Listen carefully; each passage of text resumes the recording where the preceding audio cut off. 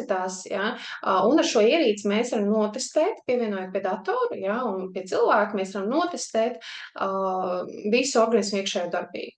Ja. Nu, un tā ir ļoti liela informācija, ļoti vērtīga informācija. To arī pastāstīšu tālāk, skaties uzmanīgi, būs slaids konkrēti par šo testēšanas ierīci.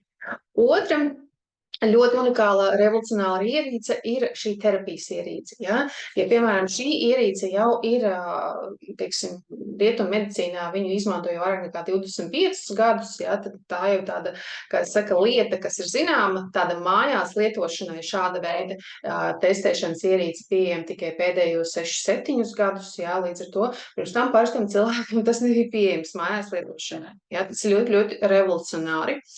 Nākamā lietiņa ir terapijas ierīce, ja, arī izskatās pēc telefona, bet nav telefons, ļoti, ļoti viegla, divreiz vieglāka, kad viņu ieslēdz ar podziņu malā, tad